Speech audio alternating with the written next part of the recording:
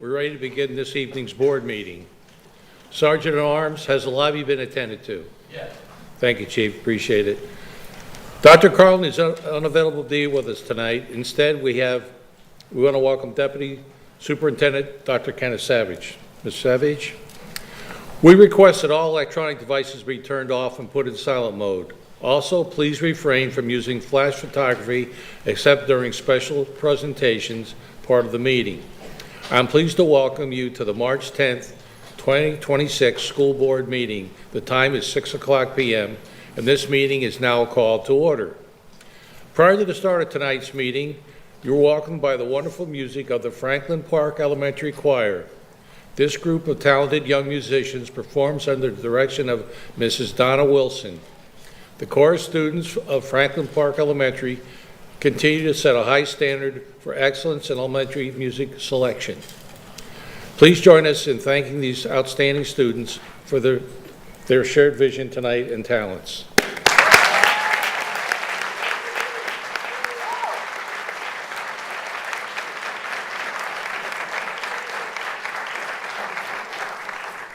Now we're going to listen to one more selection from the group. Please give this group another round of applause.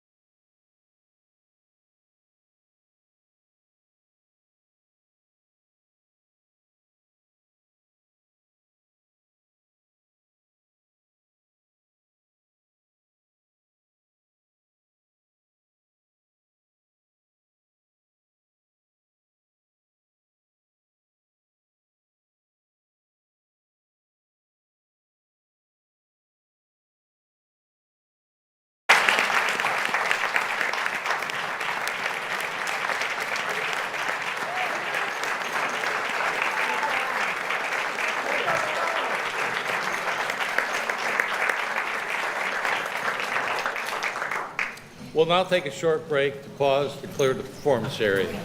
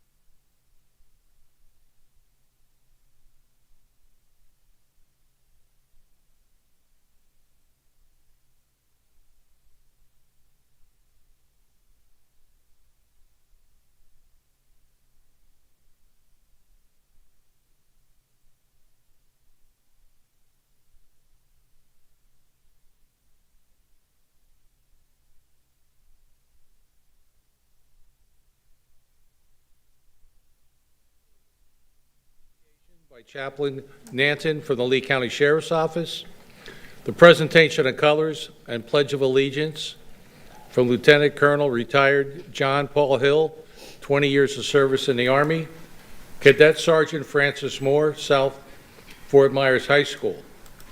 Announcements, recognitions, public comment, consent consent action items, which include 2 items under Board Office, 4 items under Academic and Student Services, 1 of which is for good cause.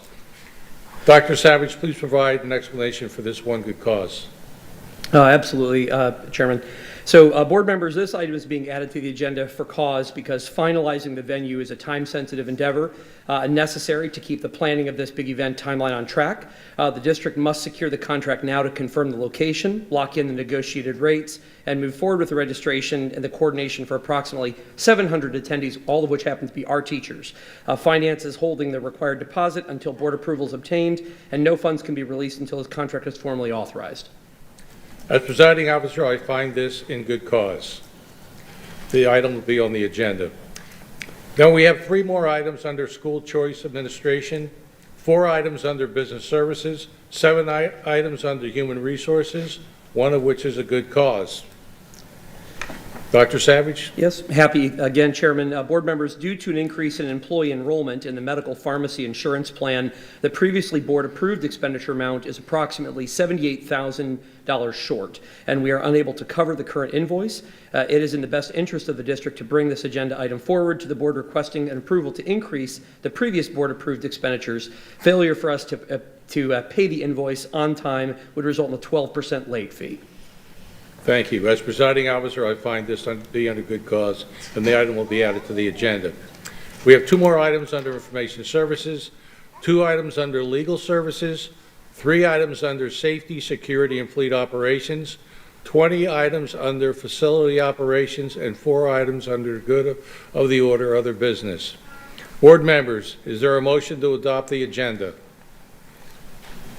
Mr. Fisher. Motion to adopt the agenda with the good cause items added. Ms. Jordan? I'll second it. Okay, moved by Mr. Fisher, second by Ms. Jordan. Please record your vote.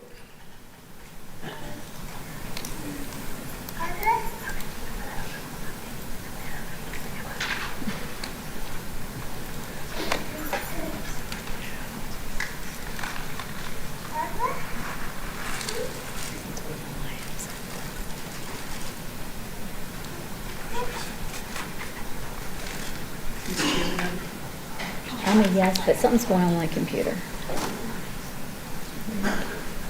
Did you vote?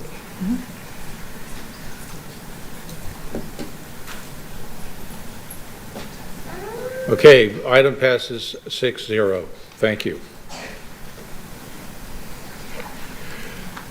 As is custom of the board, I will introduce the guests to lead us in the invocation, after which Mr. Fisher will lead us in the presentation of the colors and the Pledge of Allegiance. Please stand. I'll now introduce Chaplain Nathan from the Lee County Sheriff's Office. Chaplain?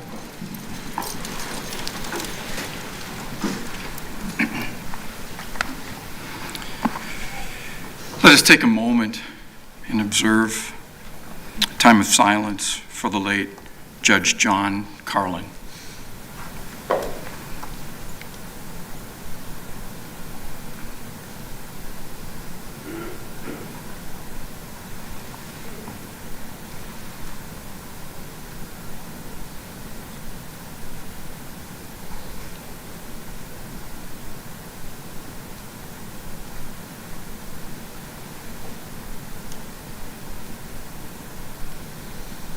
Thank you.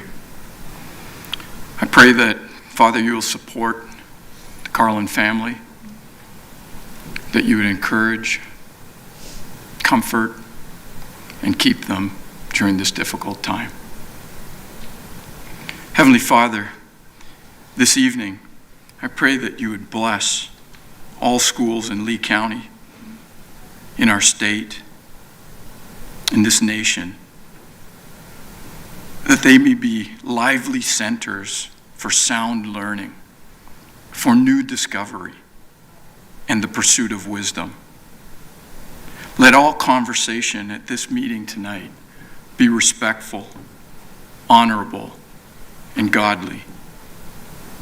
Father, this evening, as our school board meets, please grant all members wisdom, knowledge, and understanding that enhances learning and education while glorifying you today tomorrow, and for generations to come. In Jesus' name we pray. Amen.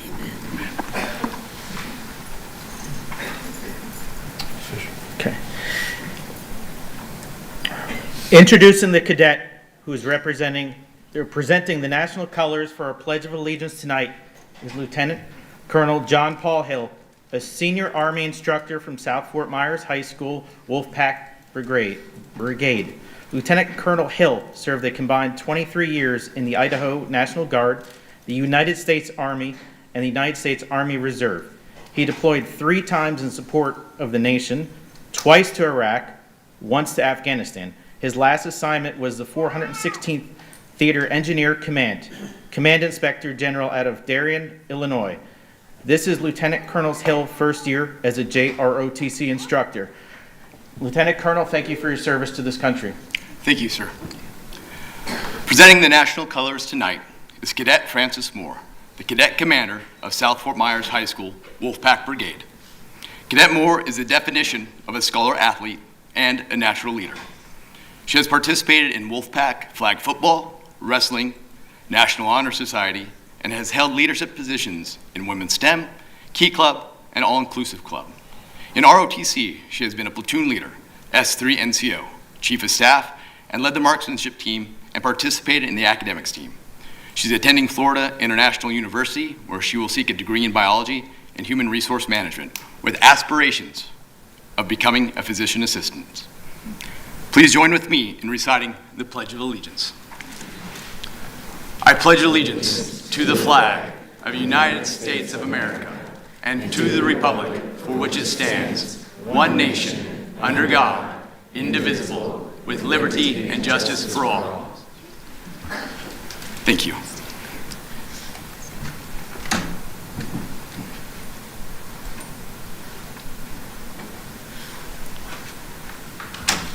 Thank you. Please be seated.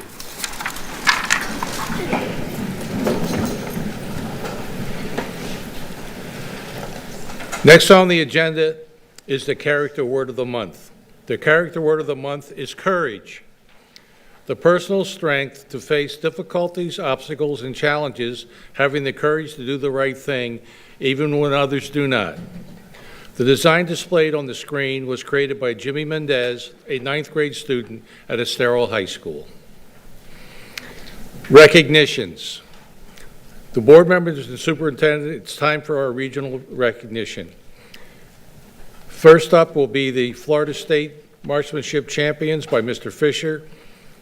The second recognition will be the 2026 School District of Lee County High Reliability Schools and Certifications by Ms. Giovanelli. The third presentation will be the 2026 School District of Lee County High Reliability Teacher Certification by myself. The fourth will be the Edison Fairs Southwest Florida Regional Competitions by Ms. Jordan. And the fifth presentation will be the 2026 AI-HI Innovation Challenge by Ms. Fleming. We ready to go? Okay. Mr. Fisher, you're up.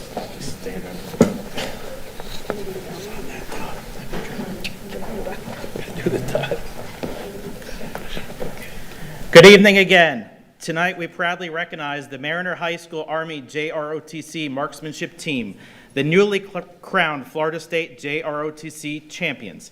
This victory marks the team's 3rd state championship in the past 4 years, an achievement unparalleled in Florida JROTC history.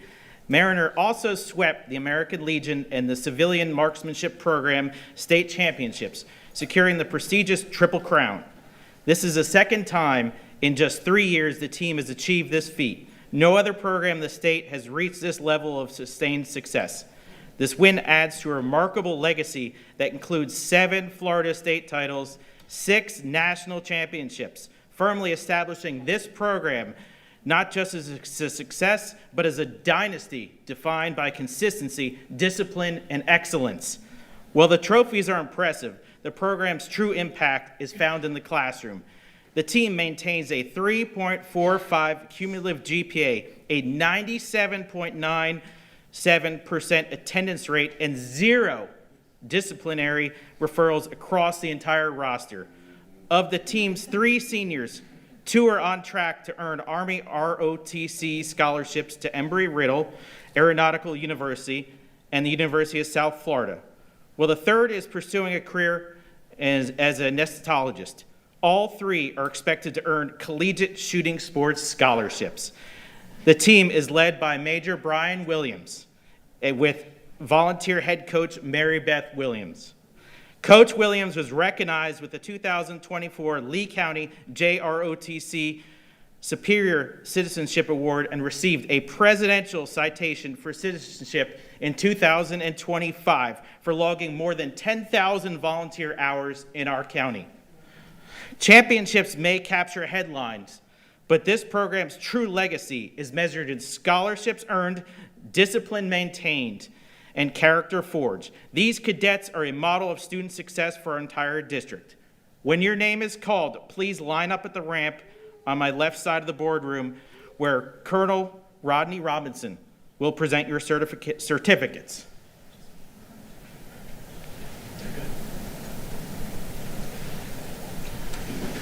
Okay. First up is Team Commander and Senior Zoe Enslin.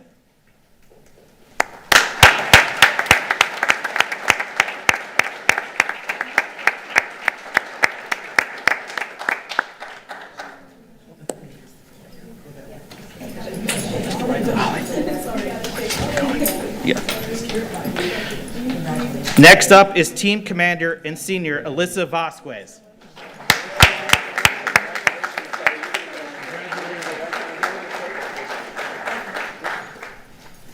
Okay. Next is Brigade Commander and Senior Jacoby Changansi.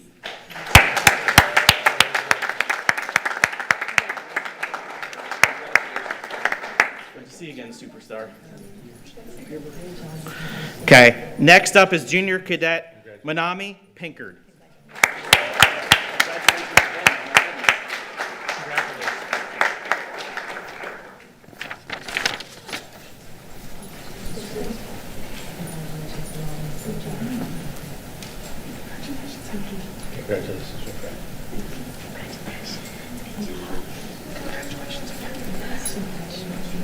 Great job. Congratulations.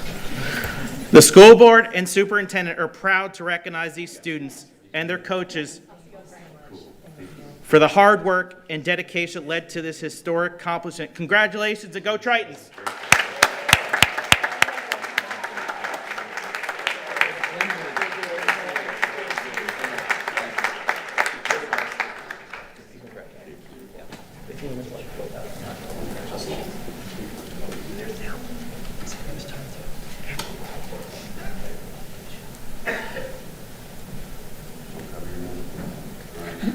Get up in the middle and go for it. It's your chance. It's your chance.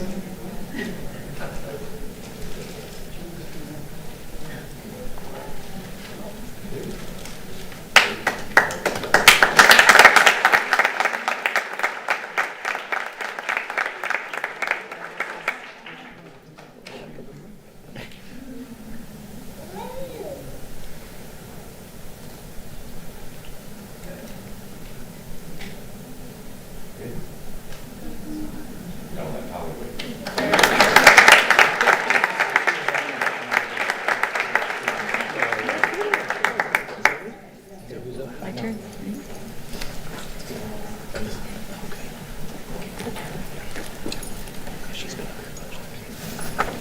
Good evening. The School District of Lee County is pleased to recognize schools that have earned certification through the Marziano High Reliability Schools Framework. These certifications reflect a strong commitment to building positive school cultures, strengthening instruction, and ensuring high levels of learning for all students. Level 1 certification, Safe, Supportive, and Collaborative Schools. Level 1 certification affirms that a school has established a safe, supportive, and collaborative culture, the essential foundation for effective teaching and learning. With these recognitions, Lee County now has 77 Level 1 certified schools, joining 872 schools nationwide that have reached this milestone. School teams engaged in professional learning, gathered feedback from students, families, and staff, and implemented targeted actions to strengthen their school communities. Their work was reviewed by an independent expert to verify compliance with certification standards. When your name is called, please line up at the ramp on the left side of the boardroom. Kendra Pennis, Coordinator of Organizational Development and Retention, will present your certificates. We ask that you remain until all levels are recognized. Estero High School Principal Jennifer Sulak, Fort Myers High School Principal Christian Englehart, Hector Cafaretta Junior K-8 School Principal Dr. Jason Kurtz, Villas Elementary School Principal Shane Musich, Level 2 certification, effective teaching in every classroom. Level 2 certification affirms that schools have established the systems and instructional practices needed to ensure effective teaching in every classroom. Lee County now has 28 Level 2 certified schools, joining 467 schools nationwide that have reached this milestone. Teachers and school leaders participated in professional learning, examined instructional practices, gathered stakeholder feedback, and implemented focused action steps. Their work was reviewed by an external expert to confirm that the certification standards were met. East Lee County High School Principal Tony Allen, Heights Elementary School Principal Doug Palau, Mariner Middle School Principal Dr. Mason Clark, and Norfolk Myers High School Principal Debbie Diggs. Level 3 certification guaranteed a viable curriculum. Level 3 certification signifies that a school has established a guaranteed and viable curriculum and consistency implements practices that ensure high-quality instruction across all classrooms. Lee County is proud to have Level 3 certified schools, the first in the state of Florida, joining only 100 schools nationwide that have earned this distinction. This achievement represents a sustained commitment to aligning standards, instruction, and assessment so that every student has access to rigorous and meaningful learning. Evidence of this work was reviewed by an external expert to confirm compliance with certification standards. Cypress Lake Middle School Principal Matt Miller, Hancock Creek Elementary School Principal Dr. Denise Phillips Luster. The school board and superintendent are proud to recognize these schools and their principals on this outstanding accomplishment and for their continued dedication to ensuring every student receives high-quality learning experience. Congratulations to all schools.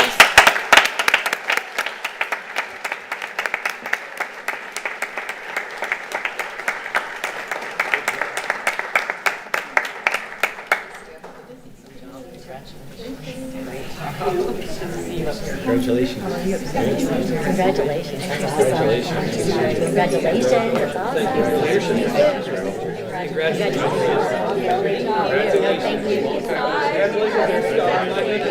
Thank you.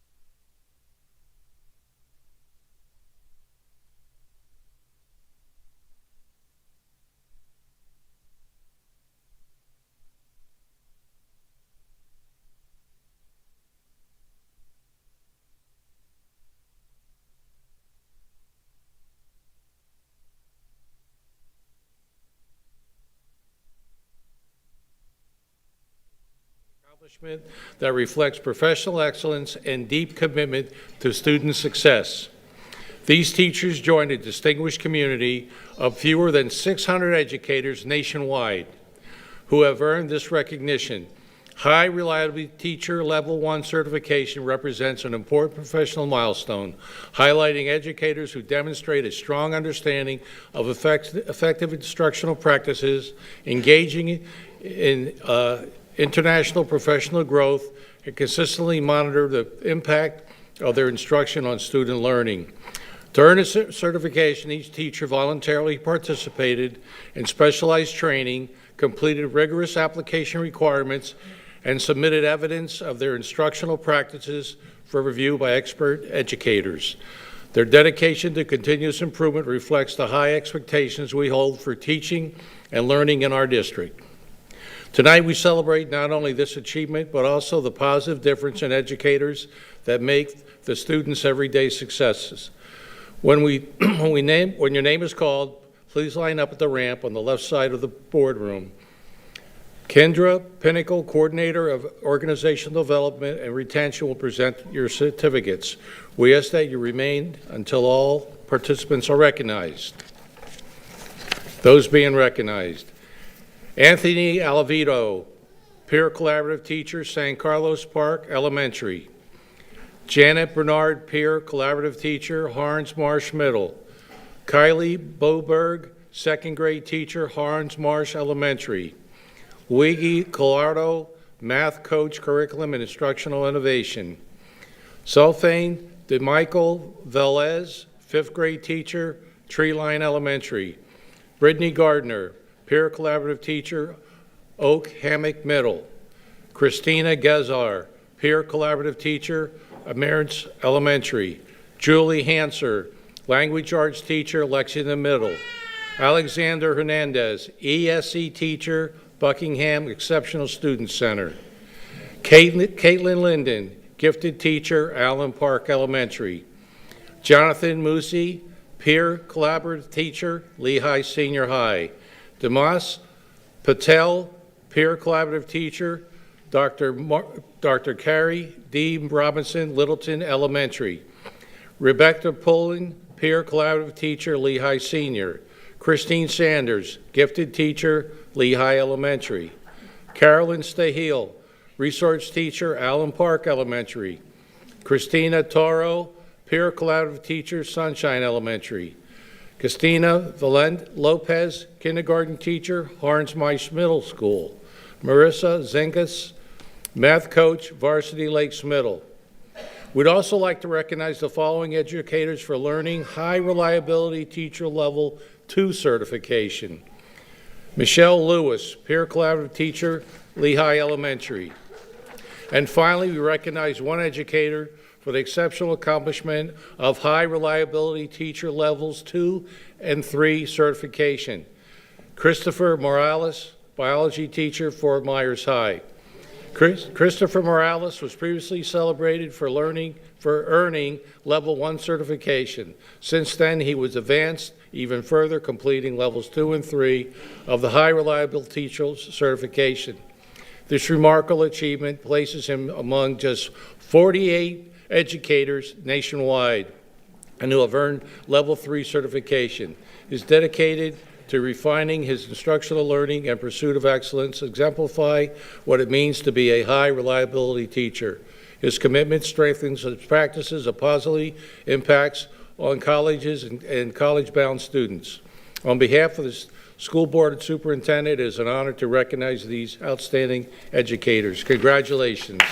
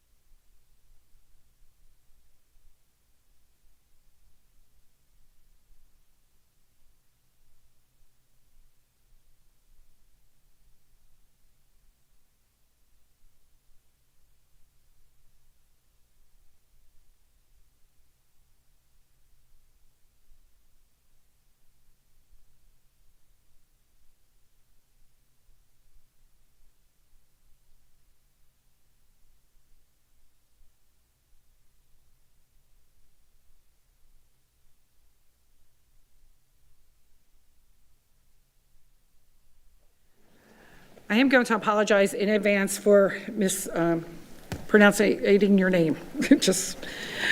Good evening. On February 7th, 2026, students from the School District of Lee County participated in a regional competition hosted by the Regional Edison Fairs. This included the Thomas Edison Kiwanis Regional Science and Engineering Fair, Thomas Edison Festival of Lights, and the Regional Inventors Fair. These annual events have been rooted in the region since 1958. They provided students with opportunities to engage in scientific research, engineering designs, and innovation. Science and Engineer Fair recognition. From 2026, Thomas Edison Kiwanis Regional Science and Engineer Fair. Senior Division, Best of Fairs. The following 3 students were named Best of Fair. They will represent our district at the State Fair in Lakeland and at the International Fair in Phoenix, Arizona. We may have some recipients who are not able to join us tonight. They will still be acknowledged during this recognition portion. When your name is called, please line up on the ramp to my left on the board. Danielle Knapp will present your certificates. Please remain until everyone is recognized. Nashini Fernando, grade 12, Dunbar High School. Project title, Investigating the Apoptic. Mason Huffman, grade 12, Cape Coral High School. Project title, Strengthening Middle School Mathematics. Dara Sharma, grade 9, Fort Myers High School. Project title, Adaptive Arithmetics. These kids understand better than I. Actual variation, Camber Wing. Junior Division, first runner-up. Joining us from the Junior Division, first runner-up, Elisa Liu, grade 8, Cypress Lake Middle School. She also is representing the district at the State Science and Engineering Fair. Project Hydrogen. Regional Inventors Fair recognition from 2026. Thomas Edison Festival of Lights, Regional Inventors Fair. The following students will advance to the Invention Convention, Florida. Gateway Charter School, Olivia Arula, Hair Band Bumper, which is pretty neat out there. Aaron Nugent, grade 1, Safety Sidekick. Lucas Stevens, grade 2, Smart Bin. Zarion Luzada, grade 3, EC Banana. Pinewoods Elementary School. Siddharthi Ramadas, grade 2, Zumi Broomy. Magdalene Gerald, grade 2, Easy Jelly. Hadeline Gilchrist, grade 3, Porta Popper. Trafalgar Middle School. Aaron Castillo, grade 6, Safe Step Smart Mats. Muddy Holly No Belfour, and I apologize, grade 7, Drone. Lillian Kuzan, grade 7, Allergy Apparel. Emily Suzo, grade 7, Stylish Safety. James Tavares, grade 8, Bio Water. Michael Smith, grade 8, Ocean Sport Wetsuit. Mariner Middle School. Elijah Marks, grade 8, Echo Crush. Fort Myers High School.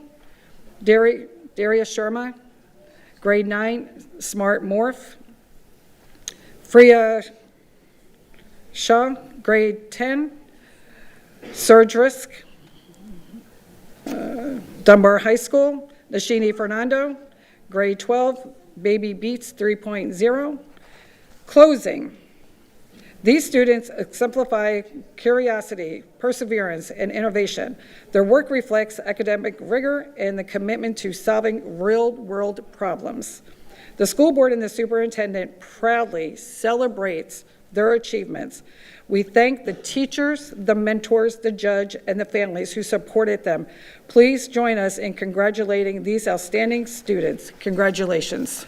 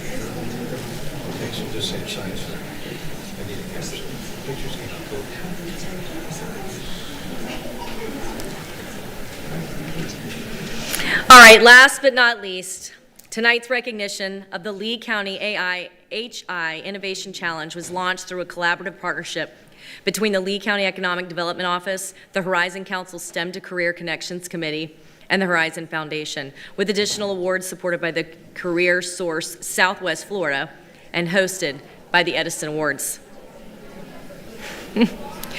These partners came together to create a virtual competition for the local high school students focused on addressing a real-world challenge facing our community. Lee County's future is in your hands. Hurricanes, housing, health, and economic shifts demand bold solutions. So students were challenged to combine artificial intelligence and creativity to design a product or service that strengthens the community resilience and positions Lee County to adapt, thrive, and lead into the future. At this time, we're proud to recognize the following students' teams for their outstanding achievements in the 2026 Lee County AI Innovation Challenge. When your name is called, please line up at the ramp on my left side of the boardroom. Danielle Knapp, Coordinator of Teaching and Learning, will help present your certificates. We ask that you remain until all participants are recognized. First place, Lee Connect, nonprofit volunteer matching app and website. The team name, Tech Tigers from Dunbar High School. Sponsor, Denise Spence, IT Programs Manager. Please join me in recognizing Nishini Fernando, Ditya Gojanini, Maya Zhang, Lucas Summy. Please join us over here. Thank you. In second place, Safe Lee, Hurricane Preparedness and Mapping App. Team Solvability Strategist, 2 at Dunbar High School. Belinda Bell is the technology teacher. Thank you for your sponsorship. Please join me in recognizing Sharigna Matashidi, Hudson Belker, and Alicia Saitir. Third place, Resilient AI Infrastructure Planning Platform, Team TWG Island Coast High School. Sponsor Shay Pearson, Testing Coordinator and Senior Sponsor. Loren Capote, Dayanara Cruz Santiago, Christopher Talavera, and Drazen Fortunic. The school board and superintendent proudly recognize these students for their innovation, creativity, and meaningful contributions toward addressing the challenges facing Lee County. We commend your accomplishments and look forward to the continued impact of your work. Congratulations.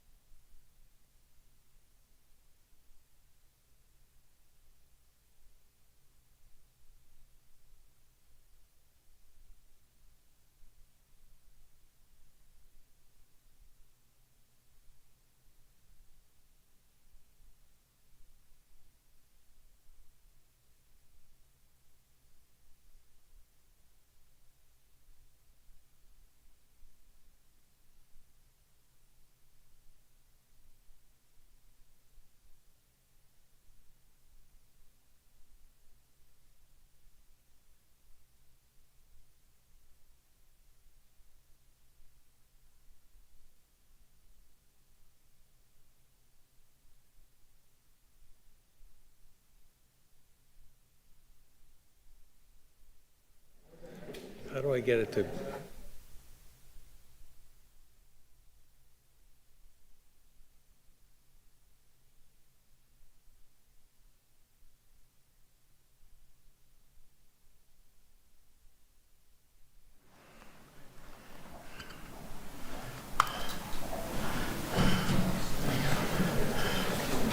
The next item on the agenda is public comment. Mr. Doty, please address the item of public comment. Sure. School board policy provides the opportunity at this point in the meeting to address the board concerning any matter on this meeting's agenda or any other matter relevant to the operation of the school district. Please complete a public comment card and put it in the basket provided. If you need a public comment card, they are provided by our staff. The rules concerning public comments are posted in the back and will be made from the podium in the front center aisle. Please be advised that the board will not respond during public comment to remarks made by speakers. The purpose of public comment is to provide feedback on district issues such as duties, responsibilities, decisions, and the general operation of the district. The school board is viewpoint neutral during public comment. We ask that decorum be kept and respect be shown, which is what is expected when a government agency conducts official business. Therefore, abuse of language is prohibited. In addition, clapping, hissing, booing, or a display of temper during public comment is prohibited. Speakers who fail to follow proper decorum in the chambers will be ruled out of order by the board chair or the board attorney. Any speaker continuing with such remarks will be required to relinquish the microphone per board policy 0169.1 and may be removed from the chambers by the sergeant at arms.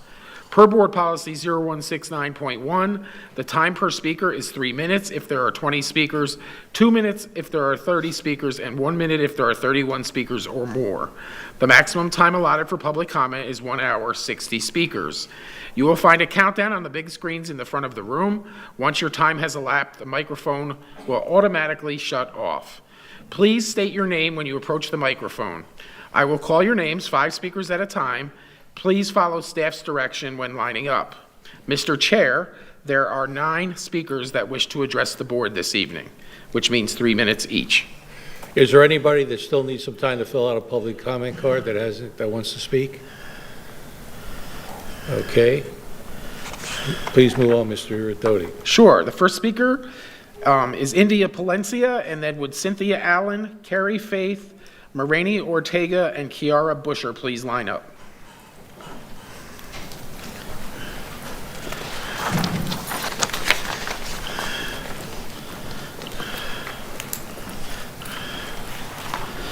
My name is India Palencia. I'm here tonight because I'm concerned that the way our district is spending money does not reflect the values of the community that it serves. Recently, the district sent promotional mailers to more than 280,000 residents, encouraging enrollment in our public schools. At first glance, that may sound reasonable, but when people started receiving these mailers, something quickly became clear. They were not specifically targeted to families with school-aged children. Homes with no school-aged children received them, and in some cases, households received multiple copies. A public records request revealed something even more concerning. The target of this mailing was voters, not families of Lee County students. The district spent more than $64,000 on postage alone for this mailing. That doesn't include the cost of printing, design, or the mailing list. That raises several important questions. Why was a purchase exceeding $50,000 never brought before this board for approval? Why was this expenditure not put out for bid as district policy requires? And why are taxpayer dollars being used to send campaign-style mailers to voters? Because when we look at what has been cut in recent years, it's hard to understand these priorities. Last year, the district cut vaping and smoking prevention positions despite having funding from the Jules settlement. We've lost teachers and support staff in our right-sizing initiative and gained more administrative positions in every board meeting this year, including this one. We have critical shortages in our ESC services, forcing the district to contract those services out, as will be voted on today. Critically, our budget is being cut by more than $3.7 million. We need more bus drivers on our roads, we need more paraprofessionals in our classrooms, and in some schools, including my own children's school, we don't even have a media specialist in the library. Those are real needs in our schools, and every penny counts. So, when the district spends tens of thousands of dollars mailing promotional materials to voters instead of investing directly in students and staff, it sends a message about priorities. Our community values strong public schools. We value teachers, support staff, and the resources our students need to succeed. Our budget should reflect those values. If we have tens of thousands of dollars to spend on mailers to voters, then we should have tens of thousands of dollars to invest in the people and programs our students rely on every single day. Thank you.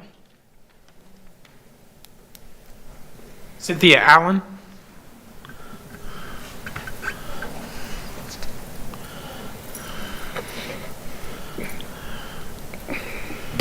Cynthia Allen. Thank you. Good evening, board members. My name is Cynthia Allen, and I'm here to represent concerned parents at Sunshine Elementary. I'm here because every morning our children face a preventable safety crisis during drop-off, and it's getting worse.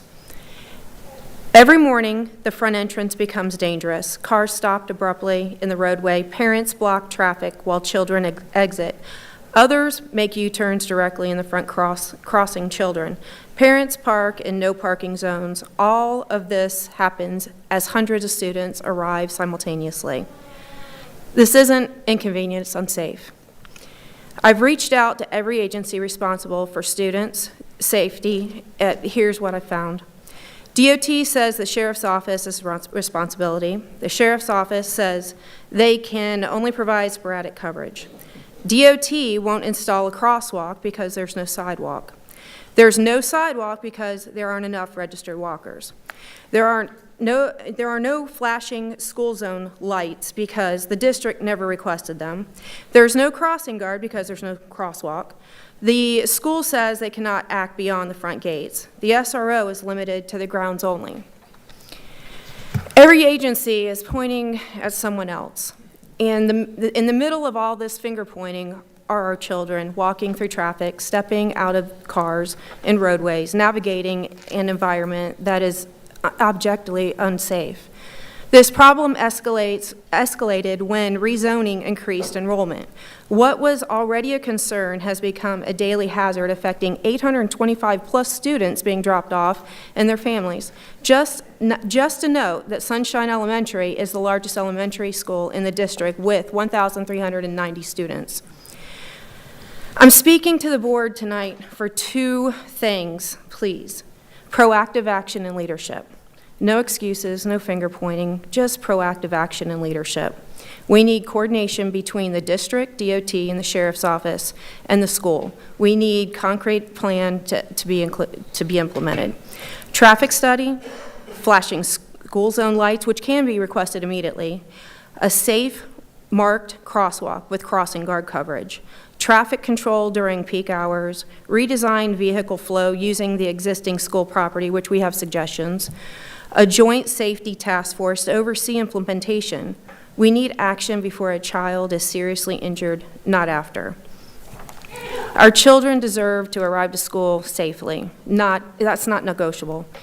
That's not optional. The basic expectation is safety. I'm asking you guys to take ownership tonight and create a real solution. Our children are counting on you. Thank you.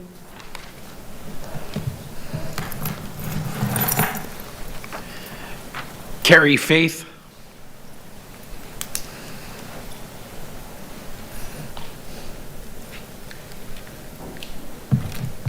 Good evening. My name is Carrie Faith, and I'm speaking to you today as both a parent and a member of the school community. I witnessed the same dangerous conditions described just moments ago, and I see them every single morning.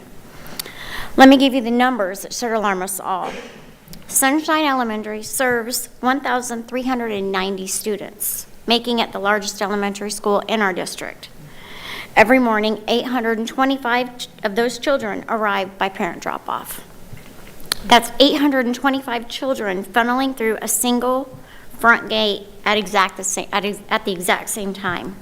That volume alone should make safety our top priority. But right now, those 825 children are navigating cars, stopping in the roadway, parents making U-turns in the entrance, and vehicles unloading in the no parking zones. These are not rare occurrences. They're daily predictable hazards happening at the exact same time every morning. What concerns me the most is that parents have done everything right. We have contacted DOT. We have contacted the sheriff's office. We have contacted district safety. We have contacted the school. And every single agency has pointed to someone else. Meanwhile, the number of students has increased due to rezoning. But the safety measures have not increased with them. In fact, they haven't increased at all. We are not asking for anything unreasonable. We're asking for coordination. We're asking for leadership. We're asking for action. We need a traffic study. We need flashing school zone lights. We need a safe crosswalk and sidewalk access. We need consistent traffic control during peak times, specifically 7:45 to 8:45 in the morning. And we need clear, enforceable procedures that protect children, not just traffic flow. These are not complicated asks. These are standard safety measures that exist at schools across the country. When 825 children are funneled through one entrance every morning, safety cannot be optional. It cannot depend on which agency feels responsible that day. It must be a shared priority. And it must be addressed now. Not after a preventable accident forces action. Now, through proactive planning, before a child is seriously injured. Thank you for your time and taking this issue seriously on behalf of every child who walks through those gates. Thank you. Mayrini Ortega, and I apologize if I mispronounced your first name, would Louis Navarra, Anthony Call, Lizette Kitston, and Todd Dusenberry please line up? My name is Marnie Ortega, a third grade ELA teacher at Franklin Park Elementary, a risk level 4 school. I was supposed to be getting an incentive for not only teaching the grade level that I teach, but also for teaching where I do. But all of that became a thing of the past the moment that I had a baby. See, as you know, it was decided that if a teacher was on approved leave, we wouldn't get paid. We wouldn't get any funds, as if having a child made me any less of a teacher. Approved leave covers maternity, medical, bereavement, all things that we cannot control. If approved leave results in disqualification from an incentive intended to reward teacher dedication and impact, it sends an unintended message that life events carry professional penalties. How can we say that teachers are deserving of extra funds, but not if they are mothers, if they give a kidney or lose a loved one? Your teachers are feeling targeted and not well represented. This incentive was supposed to help with teacher retention, but instead, this loophole has only made teachers feel like any form of appreciation comes with some sort of but, and we're just waiting for the other shoe to drop. My students never stopped learning while I was gone, even with it being an unexpected delivery. And if you think otherwise, I ask that you ask any of my students if they ever felt like I stopped being their teacher, or if they ever stopped learning. They didn't. I am also not the only teacher affected by this. There are several. And even though it wasn't maternity leave, it could have been medical and so many others. It should have never happened in the first place. I kindly ask that you revisit this matter as a form of good faith to the teachers of this district whom are feeling like their hard work is being overlooked. Thank you. Thank you. Kiara Busher.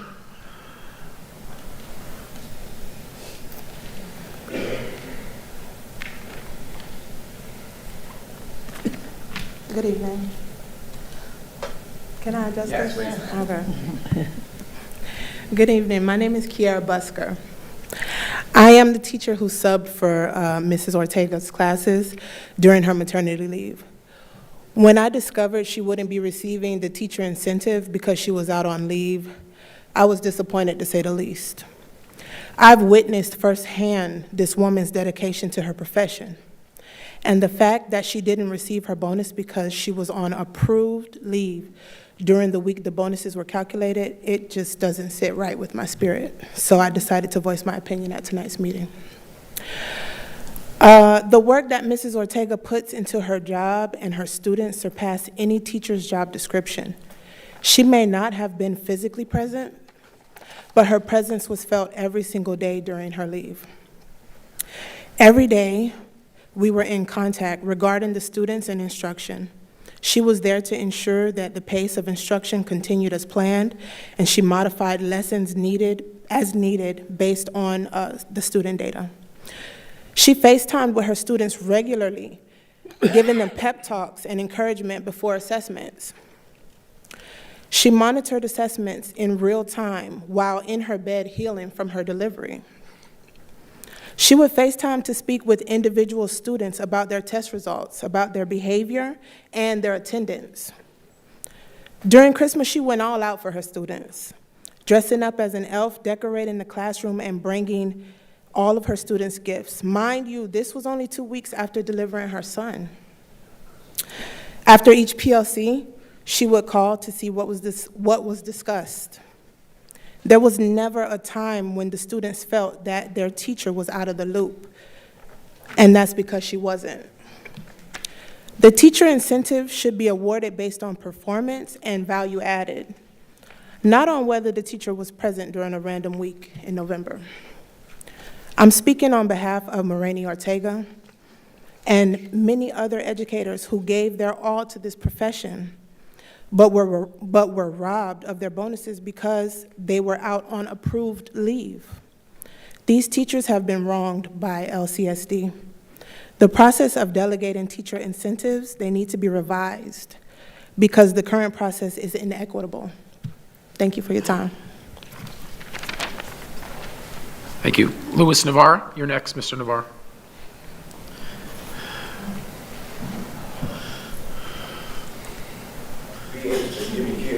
Sorry. Hang on.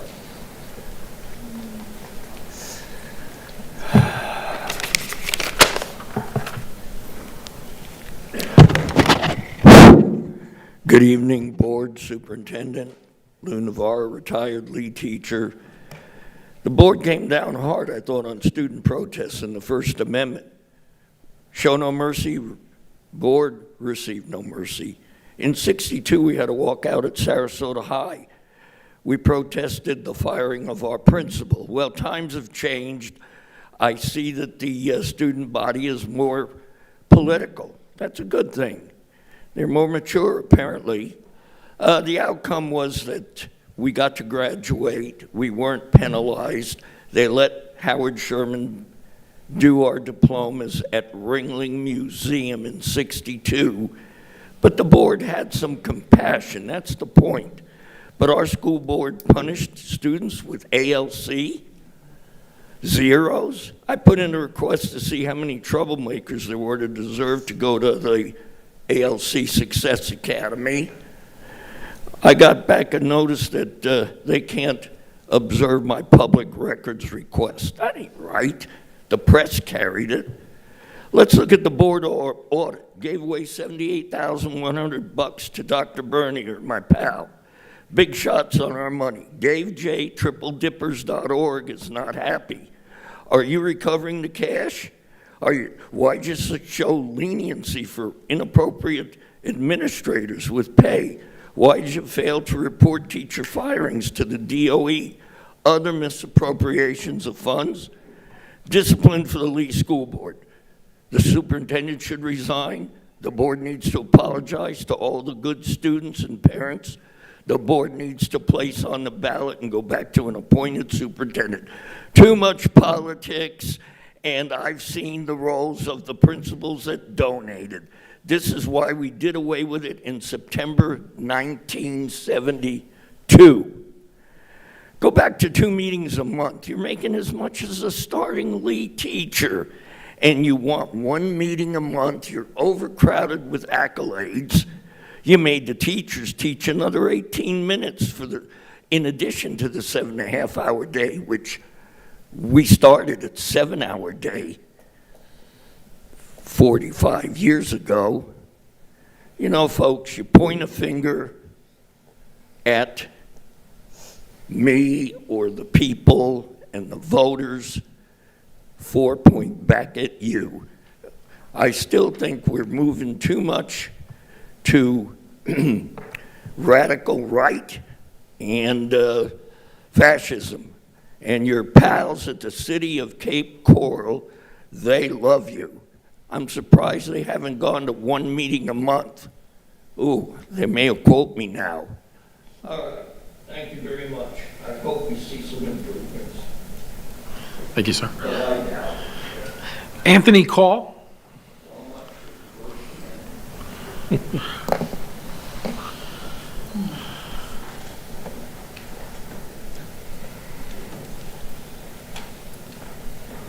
Hello, my name is Anthony Call.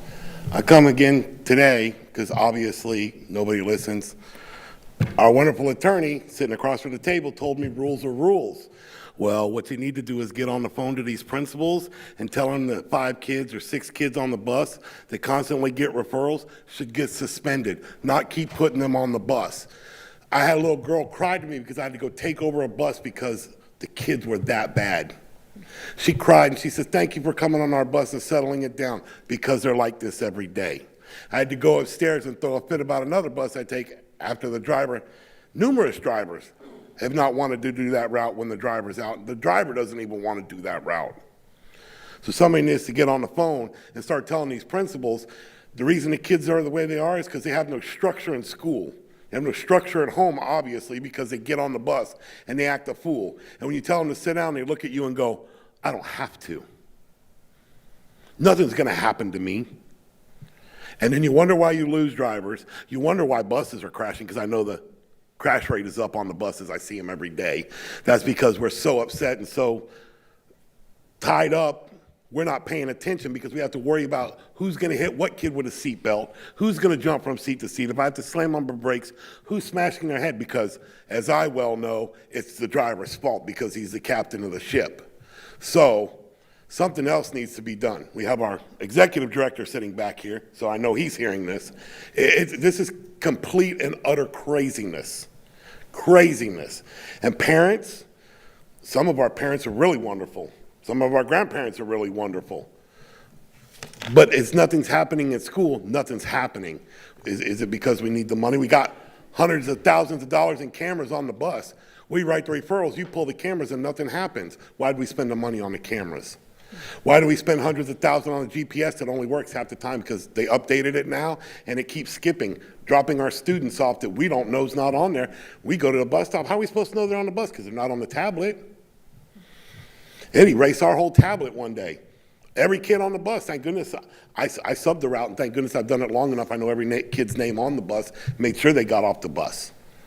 But how is it when a parent sees that you drive 5 stops down and you didn't let their kid off because he's sleeping, but the tablet says he's off the bus? You know, this is utterly ridiculous that we spent all this money and we still have the same bitches. We're also, the sports staff is also the one, believe it or not, who gets a graph to figure out how our paycheck runs. That's amazing. That's amazing. We can't look at our paycheck and go, "Oh, I got paid for everything." No, we got a graph because we did a field trip. We got overtime. We got our regular pay. And it's they pay us all different, and we have to look at that chart. And people are like, "Well, why are you so angry?" Well, I don't know. I was expecting a $1,300 paycheck and got a $700 paycheck. Thank you for your time. Thank you, sir. Lisette Kitson.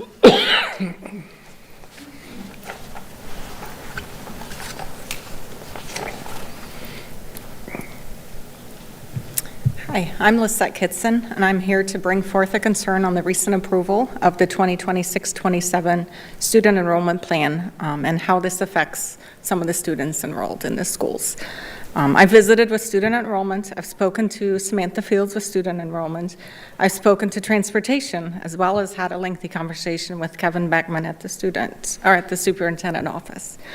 I've been told numerous times there's nothing that can be done in our situation, which I believe is unacceptable.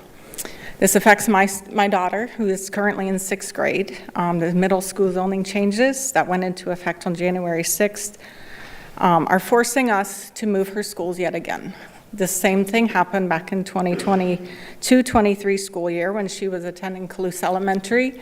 She was forced to move schools to Patriot Elementary and was not given the same options as an enrichment program that she was in at the time. Right now, we are in the same boat again. She will be having to attend a 4th school in 5 years for middle school. We are at Calusa Middle School in a Cambridge program, and these 3 schools in our new zone, which is Hector Caffaretta, Challenger, as well as Mariner, are not offering a Cambridge program. There is a gifted program. However, the gifted program is ran differently, and my daughter does not qualify. Her scoring from second grade are just barely under the requirements. I believe this is very unfair to these students, her especially. She's a straight A student. She has really grown academically. She is also in another special program for steel drums, and both of these have really allowed her to develop academically as well as develop her creativity skills, her teamwork skills, and her discipline.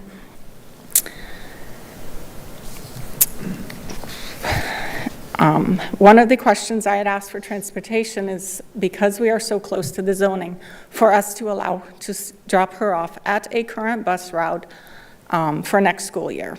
We would drive her there. We are both working parents. We are not able to take her to school every single day and pick her up for the next 2 school years, because that's what we are looking at.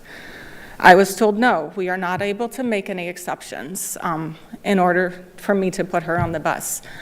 This is unacceptable in my opinion. There's many other students involved, and I believe when these decisions are made by the school board, that these kind of situations need to be looked at, and maybe a phased out approach would be more appropriate, so that these students could remain in the current schools. Thank you very much. Thank you. Todd Dusenberry?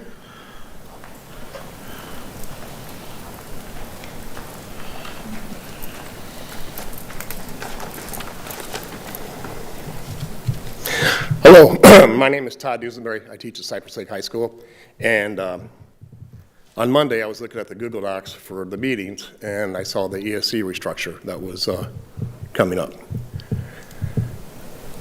I have a lot of questions.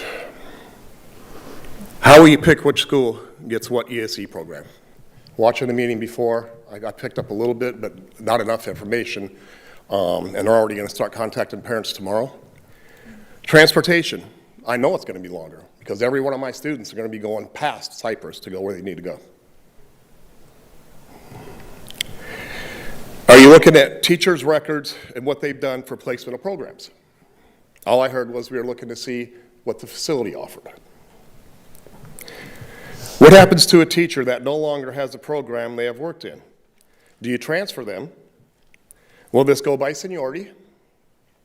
What if they are coaching, run a club, are involved with other activities at the present school? There's a shortage of ESC teachers already, and this will create even more openings in ESC. I've already talked with several of my colleagues in the district. As a teacher for 23 years at Cypress Lake High School, someone who started the high school Special Olympics, the club Be a Buddy, which was copied to Best Buddies several years later, started the Unified Sports, which is an FHSAA program, helped create a scholarship at Cypress for future teachers, people involved with students with disabilities. I have coached every year at this school, sometimes 2 sports. I drive 21 miles each way every day to go to Cypress to teach life skills. If we do not have life skills in the future, I don't see myself in ESC or in Lee County. I have dedicated my life to this school, to this program. I have not asked for any fanfare. I have not made it known that I've done all these things. I've done all this for the students. If I end up with life skills, there's going to be some other teachers that are not. There's very few teachers that have 20 years experience left in ESC. The majority of them are 5 years or less. At Cypress Lake, we have always had a behavior specialist. We've always worked as a family. When we have other teachers out, we pick up everything for the others. We also have many alumni that come back to teach special needs. The Be a Buddy program at Cypress has produced over 200 teachers in my lifetime. Most of them came and taught in Lee County, and they have left over the last 5 years. They have left teaching because of things like this. You add on so much documentation and extra work. Sir, your time's up. Thank you. Mr. Chair, that concludes public comment. Okay, thank you, Mr. Doty. Next is the approval of the action items in the agenda under consent. The documentation for action items listed under consent is made available to board members 7 business days prior to the board meeting. We are expected to review all the material, and we have the opportunity to speak with the superintendent with any questions we may have regarding recommendations. Some of these items have also been briefed at workshops with the board in advance that appear on these action items. Board members, are there any agenda items that you wish to pull for discussion this evening? Mr. Fisher. No, Chair. Ms. Giovanelli. I have none, thank you. Ms. Jordan. I have none. Ms. Fleming. I have none. Ms. Shavano. I have none. And I have none. Is there a motion to approve tonight's consent agenda? Mr. Fisher, second by I'll second. Motion to approve the Fleming. agenda. Okay. Please record your vote.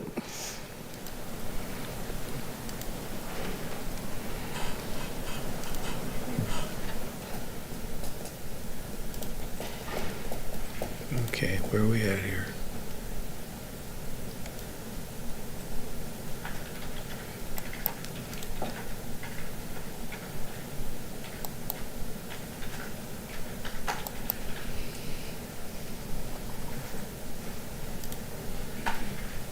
Do we want to do a roll call vote, or? No, you gotta get back out of that. Yeah, you need to get out. Yeah, there you go. Okay, we are.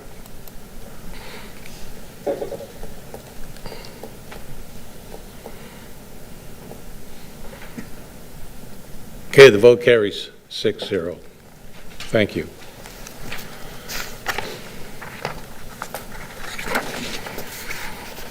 Dr. Savage, please introduce any administrators in attendance this evening with new assignments approved under the consent agenda.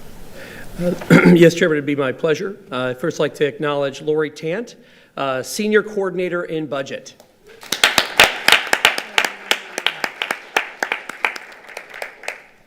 I'd also like to recognize Scott Cook, the Deputy Chief of School Operations.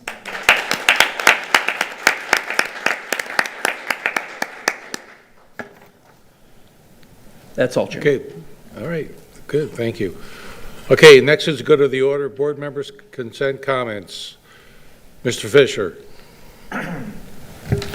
Thank you, Chair. First off, congratulations to the Golden Apple winners. I can't wait to celebrate them next month. Some amazing people.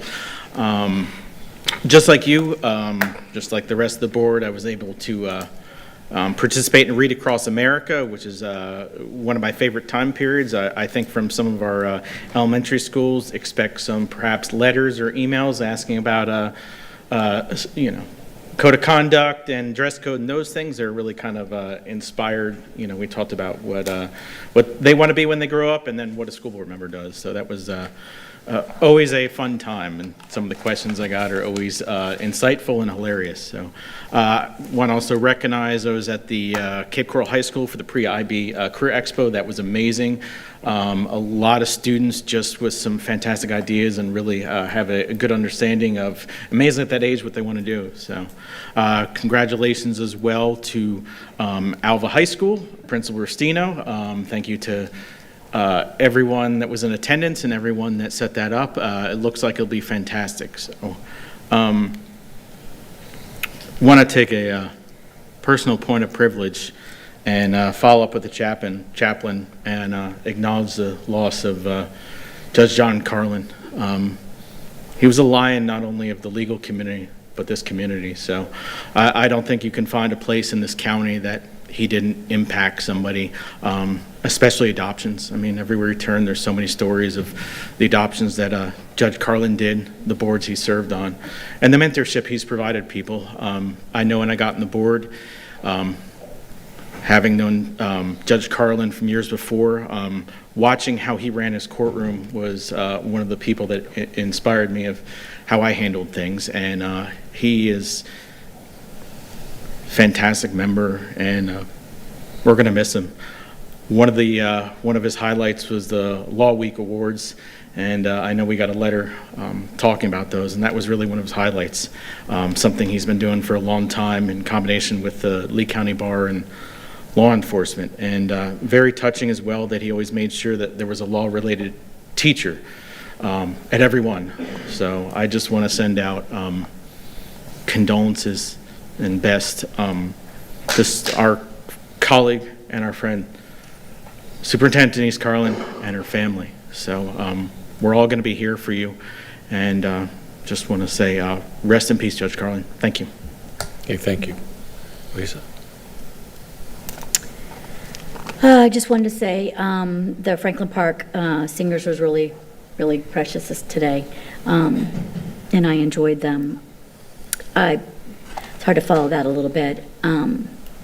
My sincere condolences to Dr. Carlin and her family.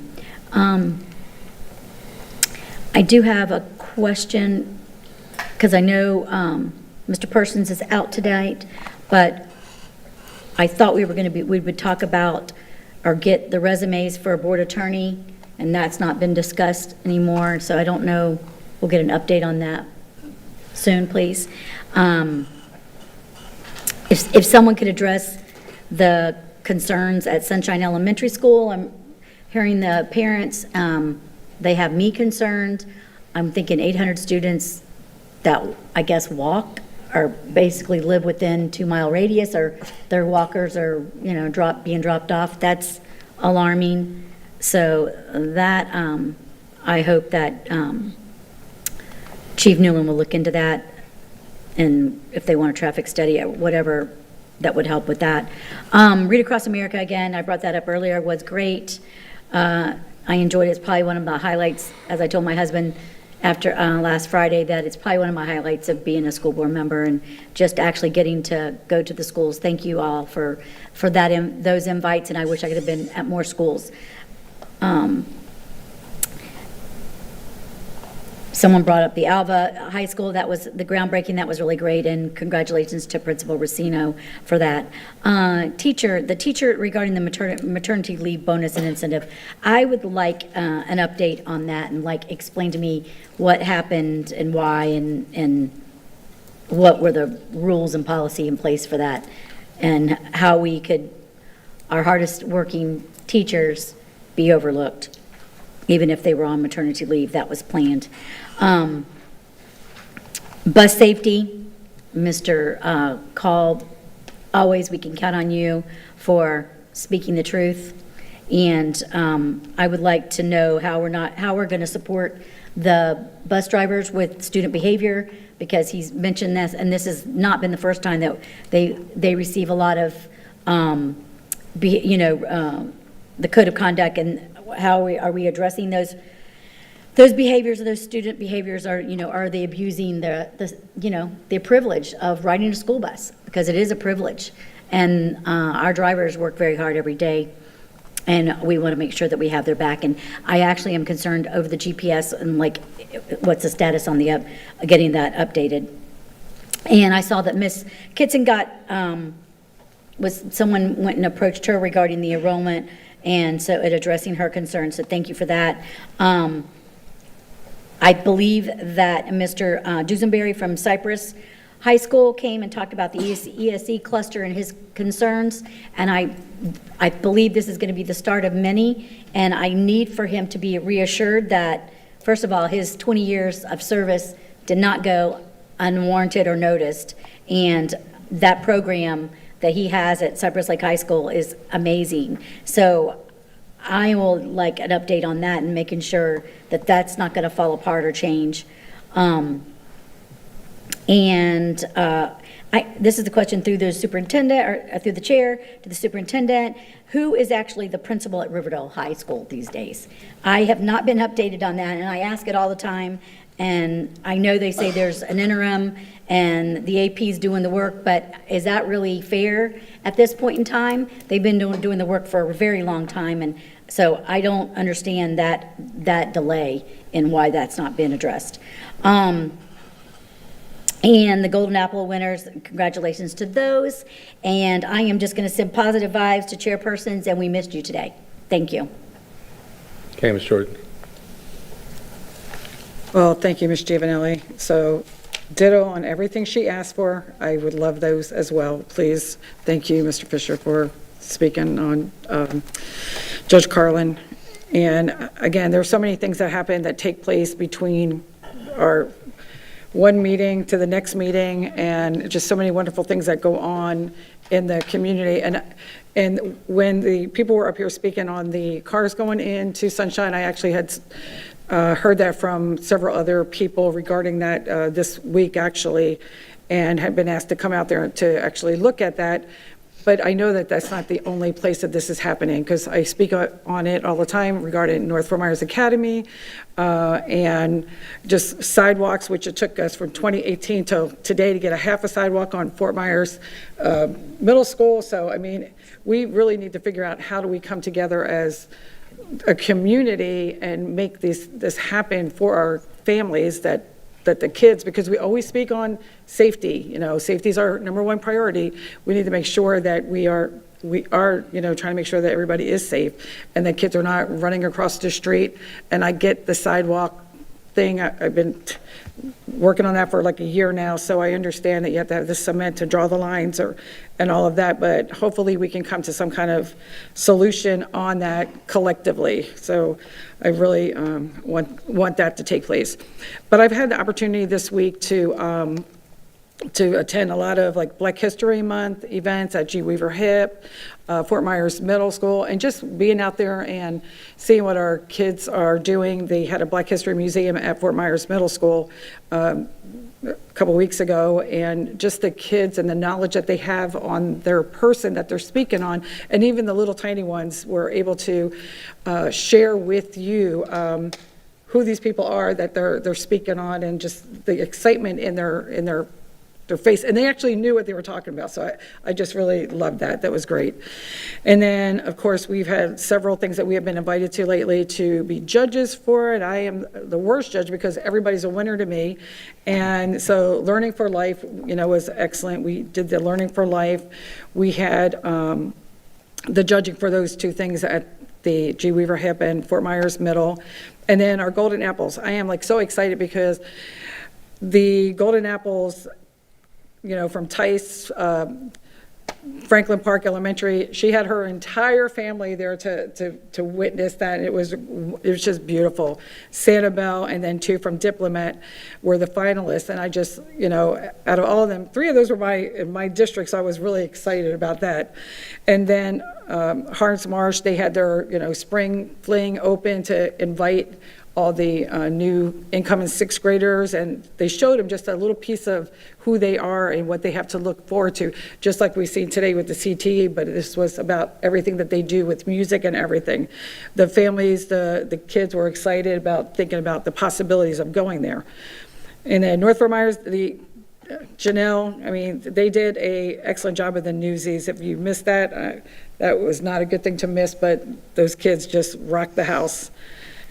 Take Stride, we participated in that, and that was, over 1,300 people attended that walk, and that was for Take Stock in Children. So people are paying, attention to, the needs of our kids. Read Across America. I was in multiple schools, like all of us were in, and then actually Miss Gatson at Pelican, her children came in and actually did a performance for us, and which was wonderful because they were reading the books, but doing a show as well. And then Hector Caffaretta, when I was there, the students that took us, like the escorts, they knew everything about the school. It was like insane. And I did hear that the one child had said that they wanted to be a school, after speaking to Mr. Fisher, they wanted to be a school board member, and that, but they were just excited about being able to be a 5th grader moving into their new school as a 6th grader, because the Franklin Park children were not able to do that, but now they still will have 3 years to move forward. And again, I want to thank Franklin Park Elementary for that. And I do want to say with Mr. Dusenberry at Cypress, that Unified Sports Olympics that he has created there, and the Best Buddy, that is huge. Everybody comes from all over the city to participate in that program. And when you see the students and their best buddy, and they're working together to create this beautiful, I don't even know how to say that, but it was just, it's worth making sure that we keep that. So I hope we don't lose any of those things. And yes, Mr. Cole, I always appreciate him coming in, speaking about the safety, and just everybody, our teacher who came, thank you, Ms. Giovanelli. So hopefully we'll get all that, and we can see, how all this is taking place, and actually, even with the spending of the money too, it's like, follow up on everything that was spoken about tonight. I really want to make sure that we get that back, and regarding that list as well, the mailer list of the voters. So thank you very much, and thank you, Chair. Okay. Ms. Fowling? Thank you. So a couple of things. I always really appreciate any public input. That's how we get to know. So thank you for those of you who took the time out of your evening to come share with us. We do follow up with on our own, and I appreciate you bringing those things to our attention. I do have a couple of things. I'll start off first of all. I had asked about the mailer, since you just mentioned that, about 2 weeks ago, and I asked for some information on how do we go about mailing these out, where do we get the list from, how do we dig in here? So unbeknownst to me, the typical practice is you with not just us, but any corporation industry, they do pull off of the voter registration. Doesn't matter what political party, just voter registration. And that is a typical practice. So I was told that the original list had 400,000 on it, and our team went and dug through and made sure that we were not, to the best of their ability, not repeating, making sure that students who were unenrolled or had moved counties or districts. So I do think they combed through that list the best of their ability. Those and Dr. Savage, please feel free to interrupt me. I had just already asked about all this information before today anyway, but these flyers were printed in-house on our already printed budget. So that part was not some kind of expenditure. And obviously, my question about postage was the same concern I've heard up here today. And postage is, fluctuates. And I do you want to clarify, Sure. Dr. Savage? Or I can clarify yes, for you. about that particular number that was postage thrown is out. considered a single source Right. item. In other words, the only folks that can offer postage are those that contract with the Postal Service or the USPS themselves.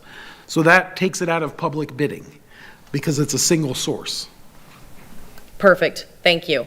Now, the reason why I asked about all of this was I was so impressed with the mailer because our communications team, I just don't think are getting enough accolades. I am in the grocery store, at the gym with my children's families. I hear all the time about how much they're seeing online, and then we go put a mailer in. Well, I've gotten mailers from the local private schools, and we are in the business of having to sell ourselves. We are not only in customer service, but with other opportunities in school choice. It is time that we kind of step up or become innovative and think outside the box. How can we get our message out there? So I applaud the communications team for thinking outside of the box and to do it as fiscally responsible as possible. I know that they've hit on many points on those mailers, and I'm not sure if you all got one. I asked for one because I didn't get one in the mail, but I asked to see one, and I applaud the creativity and being, I'll get 3 or 4 mailers from one private school during the summer or in the spring when it's time to enroll, and parents are shopping. So I think that it's important that we put our message out. So I applaud our communications team for doing that. And if you want any more information, I'm sure that they'll share it with you as well. I also wanted to, just a question, because I'm not sure when this happens, but I know we are approaching summer school,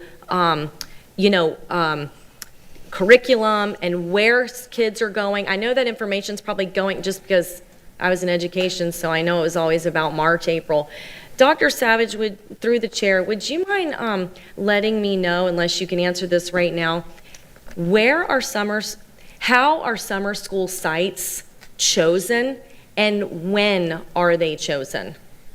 Well, your timing, Member Fleming, is actually pretty good. We're going to be actually doing a board workshop specifically for all things summer, not just all the summer sites and everything, and a comprehensive dive into that process, but also just all the summer offerings we're going to have. So it's just a great time to be bringing that up.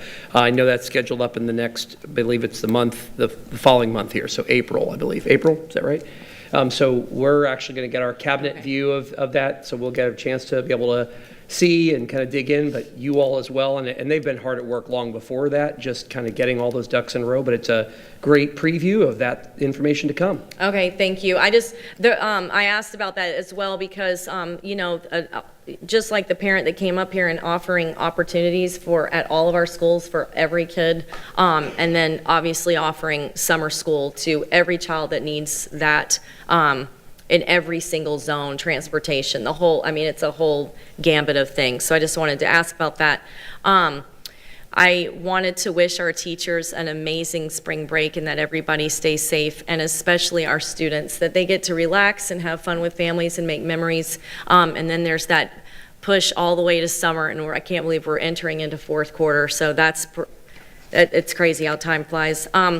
I couldn't have said it better how Mr. Fisher talked about Dr. Carlin and Judge Carlin and their family, and that they are definitely in my thoughts and prayers. So thank you for those sentiments. I couldn't have said it better myself. They're just an amazing family, and just let them know and their children that we're here for them in any capacity that they need to be. Thank you to our SROs and our officers this evening for serving us and serving the community and what you do every single day, and I appreciate it. Thank you. Have a great night. Michelle? Good. So I know we talked about student code of conduct in our workshop. We've had student guests speak last meeting, kind of sharing some of their pieces, and the one thing that always stuck out was the consistency and the discipline, or at least the follow through with the action. And so again, yes, shout out to Mr. Call. I appreciate when you come here, but it's a little, I think, discerning on this part when we take the time to really make sure that we are dialing in our student code of conduct, and we leave it on our leadership to make sure it's being enforced. And so hearing the voices of our students saying we want that transparency, we want to make sure that it's equal across the board and that it's fair, we need to make sure that we're doing that, and that's from the top down. So I have my follow-up on that in regards to that, because yes, thank you to our teachers who do everything, but it's our bus drivers that get them there, and our attendants in the kitchen who feed them.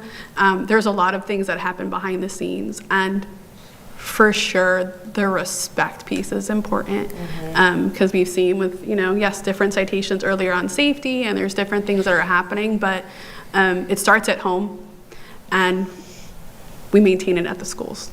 So I'm asking for our parents that you have your kids, it starts at home, and we're putting them on the bus and we're sending them into school, and we want to keep our teachers here, and there's a lot that goes into that, and I hear discipline quite often, and that's a little frustrating.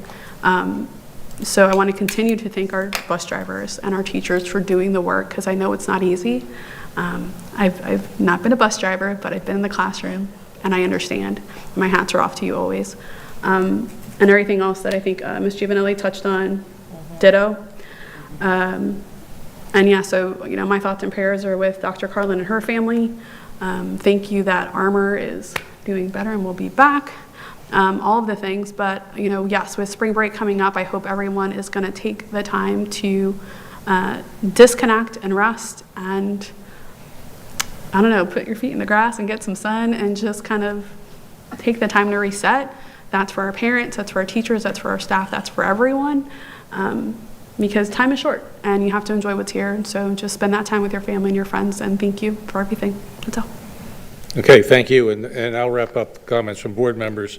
real quickly. As you know, Invocation is always a big part of our meetings each and every week, or each and every time, every month exactly. But I wanted to thank our Sheriff, Carmine Marcino, because he made it known that they have quite a few chaplains in his department. As you know, that's one of the largest departments or employers here in Lee County, and I thought the chaplain did a great job tonight. We talked about Judge Carlin this morning, so that's why we started out with the moment of silence. Everybody I know is feeling the pain and standing by the family for our great superintendent, Denise Carlin.